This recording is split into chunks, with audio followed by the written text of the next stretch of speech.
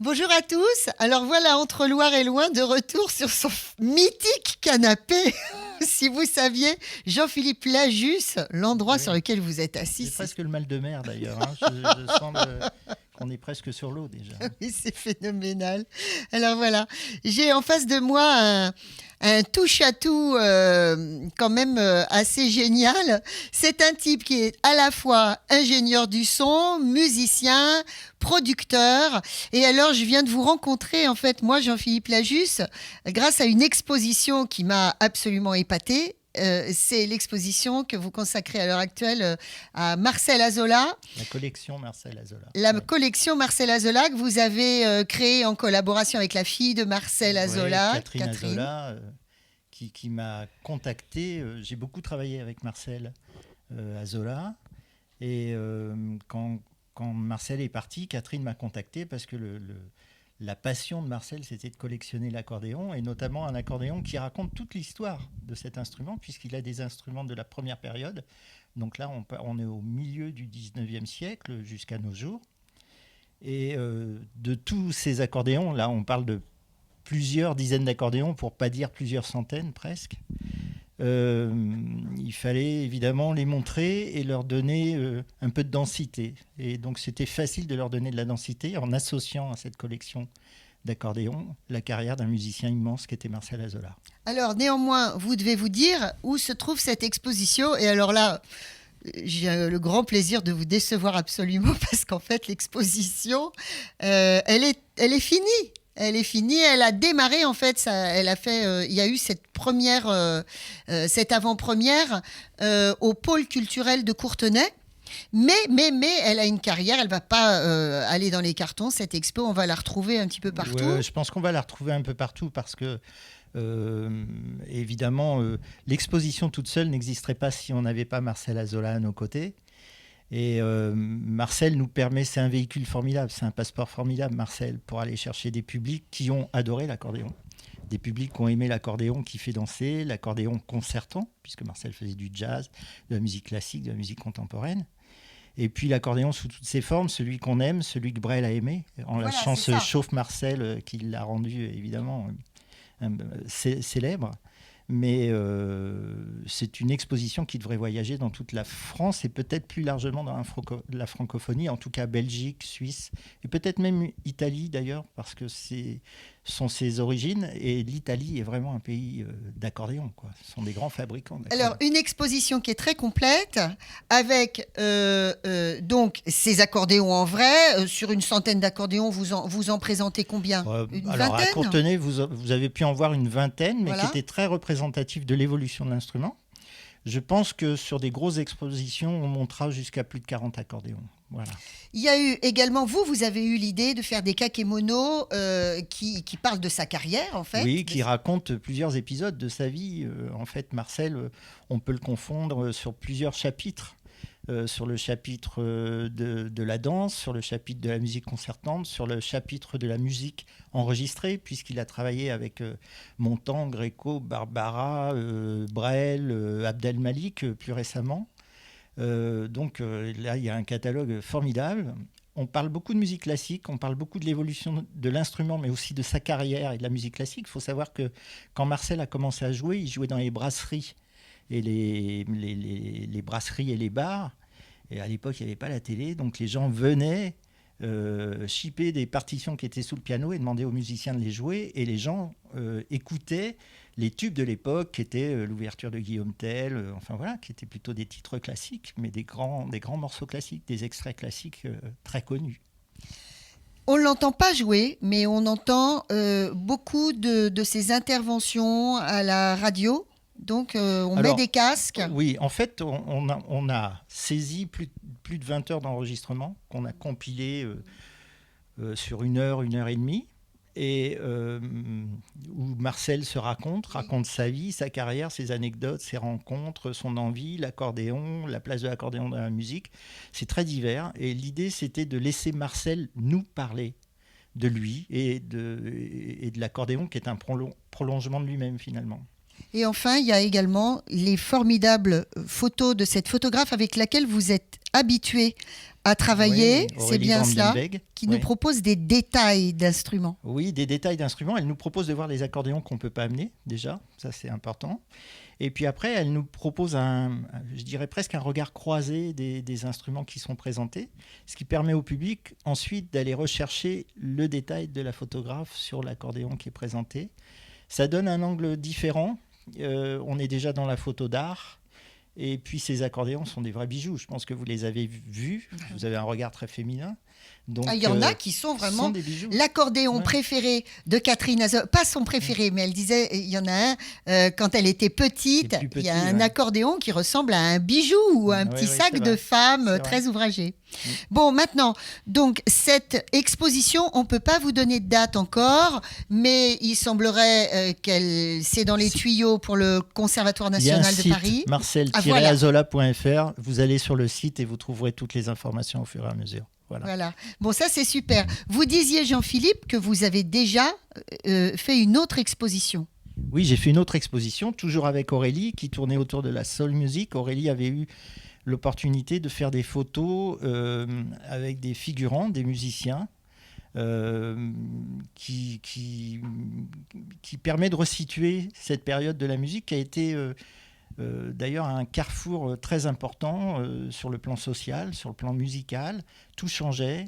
C'est aussi toute la culture black qui arrive en même temps dans l'univers de la musique. Donc c'est un réel changement. C'est le brassage des sociétés, des peuples, des origines. Et je trouvais que cette expo était très intéressante. Donc elle a fait des vrais sujets, photographiés en studio, en extérieur. Et puis, au milieu de cette exposition de photos, on met des concerts soul music avec des artistes différents. Donc, on peut la ressortir n'importe quand, cette expo ? On va la ressortir, c'est sûr, parce que dans la période qu'on vient de traverser, je pense que les expositions, de manière générale, sont une ressource pour retrouver les publics, pour les faire ressortir et leur donner envie d'être curieux. Voilà. On a besoin de rendre les gens curieux, donc les expositions servent à ça. Alors voilà, ça c'est l'une des cordes de Jean-Philippe Lajusse, mais évidemment, commissaire d'exposition, c'est pas forcément à la base sa spécialité.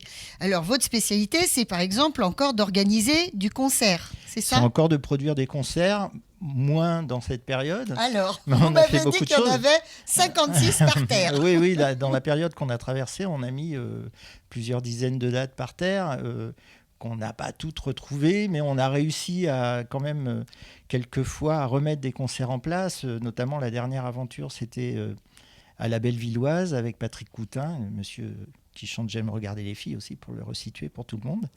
Et c'est un concert qu'on aura reporté 6 fois. Donc c'est pour vous dire la difficulté qu'on a dans cette période de remettre ce qui a existé dans l'emploi du temps. Parce qu'évidemment, là, on arrive au mois d'octobre et tout le monde arrive avec ses gros sabots, ses concerts. Moi, le premier, hein, avec ses concerts, ses albums. Donc, tout le monde a envie de se montrer, c'est normal. Donc, il y a une sorte d'encombrement là, qui arrive sur la période qui vient. Ça ne va pas être très, très simple pour la musique. On sent que sur d'autres spectacles vivants, ça repart un peu, et notamment en province. Mais pour la musique, ça va être difficile. Et je pense que ce sont les petites salles qui vont réussir à gagner des publics et désengorger ces situations. Ce qui est une bonne chose pour la région d'ailleurs.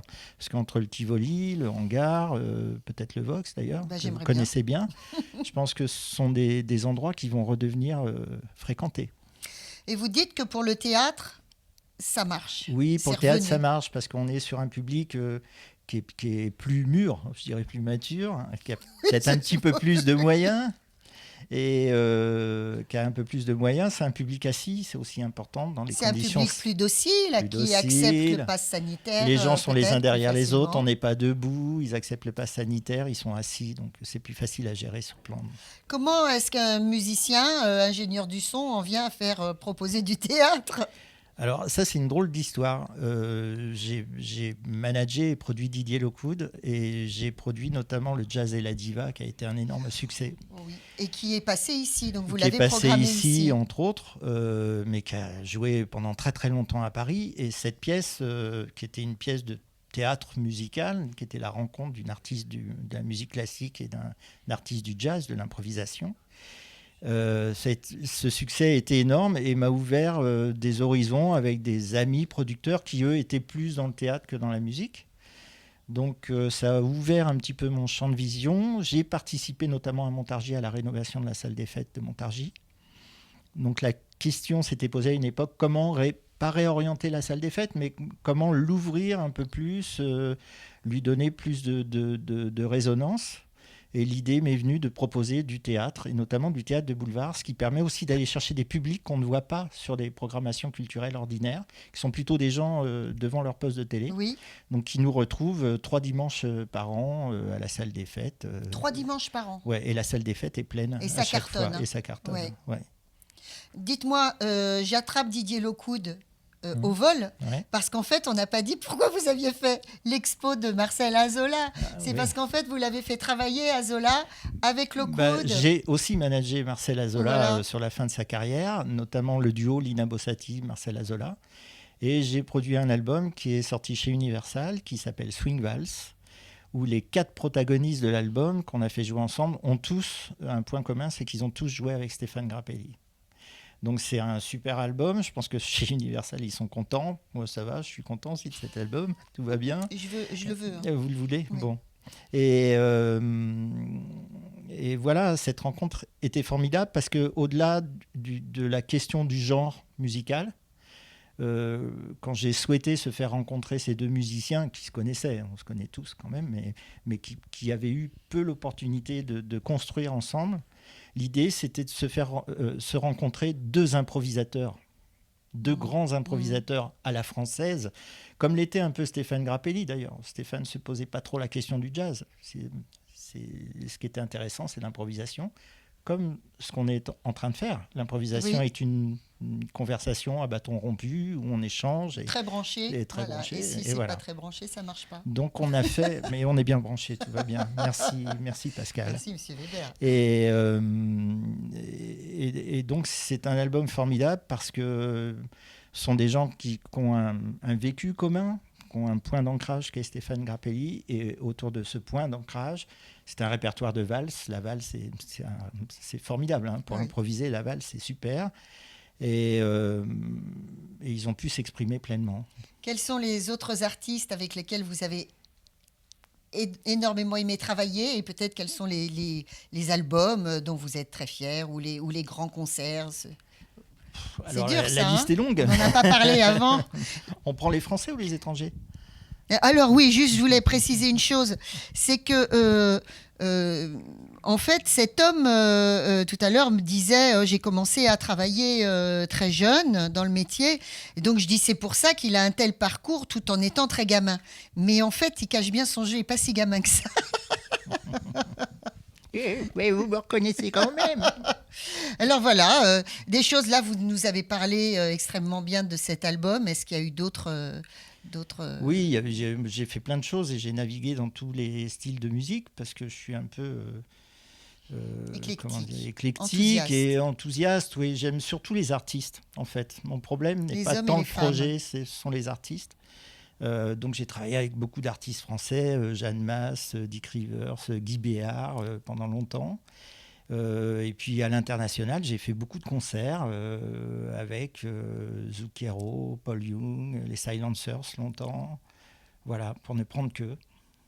Il y a eu les Rita Mitsuko aussi, il y a eu une tournée avec les Rita. Enfin, j'ai plein d'expériences diverses et variées qui ont nourri finalement ma vie, qui m'ont permis de faire ce métier à 360 degrés. Et je suis plutôt content parce que quand le disque s'est un peu cassé la figure, à l'époque, on me reprochait beaucoup de faire justement ce métier à 360 degrés. Et j'entendais même des gens qui me disaient « Ouais, mais toi, tu fais tout, on ne comprend pas ce que tu fais. » Et au jour d'aujourd'hui, j'ai l'impression que les gens comprennent un peu mieux ce que je fais parce qu'on est obligé de faire un peu tout dans ce nouveau monde de la production, du réseau, où tout le monde peut montrer tout partout. Il faut avoir une connaissance un peu globale des métiers de la musique pour arriver à montrer des choses et réunir le plus grand nombre autour. Mais alors, Jean-Philippe Lajusse, c'est aussi un musicien, et je l'écoute parler depuis tout à l'heure, et je me dis, mais le musicien, il est où? Est-ce qu'il a encore le droit de s'exprimer? Comment? Il y a des failles spatio-temporelles, des fois, dans lesquelles vous pouvez vous... Oui, je m'exprime beaucoup. Là, on La semaine prochaine, je serai avec un ami, Gilles Michel, bassiste, qui est entre autres avec Jean-Jacques Milteau, Eric Bibb, Carlton Moody, enfin voilà, des gens de la mouvance très blues. Et on fait un album pour Béatrice Berthaud, qui est auteur, compositeur. Si vous vous rappelez de Colette Mani ou de gens comme ça, voilà, je pense qu'on est dans la même famille. Et c'est encore un autre point de vue de la musique, une autre expérience. Et voilà, j'adore. Donc là, il y aura beaucoup de piano, à mon avis, dans cet album. Et la musique de théâtre. Je fais aussi beaucoup de musique de théâtre. Ah bah alors, on nous cache tout. Alors, vraiment. Voilà. Donc là, je viens de terminer ce matin la musique pour The Canapé, qui est la nouvelle pièce de Patrice Lecomte, avec Jean-Luc Moreau, Jean Benguigui, Laurent Gamelon, et j'en oublie. Voilà. Bon, alors avec tout ça, avec toutes ces références françaises, internationales que vous avez énoncées, eh bien, vous nous avez dit aussi tout à l'heure que vous baladiez un petit peu partout dans le monde. Oui. Et pourtant, vous habitez là dans le Montargois et vous avez gardé assez de fraîcheur, en fait, pour vouloir travailler sur des petites aventures qui durent, comme le label Tramp. Oui, parce que déjà, je retrouve des amis à travers le label. Je retrouve notamment des amis avec qui j'ai commencé ma jeune carrière de musicien, où j'étais encore un piètre pianiste. Mais finalement, ils m'ont pardonné puisqu'ils m'accueillent encore, donc tout va bien. Mais surtout, je trouve que c'est une expérience formidable parce qu'elle est ouverte aux amateurs et que la musique amateur, c'est le point de départ de toutes les aventures. Donc ça permet aussi, j'apprends beaucoup, et ça permet aussi de voir quelles sont les attentes de tous ces musiciens. Et puis l'équipe est super sympa, il y a une bonne dynamique, c'est à côté de chez moi, donc c'est toujours avec plaisir que je retrouve toute l'équipe du label Tramp. Voilà. Bon, alors au Magie, l'équipe elle est derrière. Donc ça tombe très bien. Donc on va aller les rejoindre. Merci beaucoup Jean-Philippe. Merci à vous. J'ai hâte de découvrir. Maintenant j'ai hâte d'écouter Berthaud là. D'accord. Cet artiste. D'accord. Ça vraiment ça me titille. Donc voilà, rendez-vous un de ces jours pour l'exposition à Zola, l'exposition sur la soul music. Il y a tellement de choses autour de Jean-Philippe Lajus.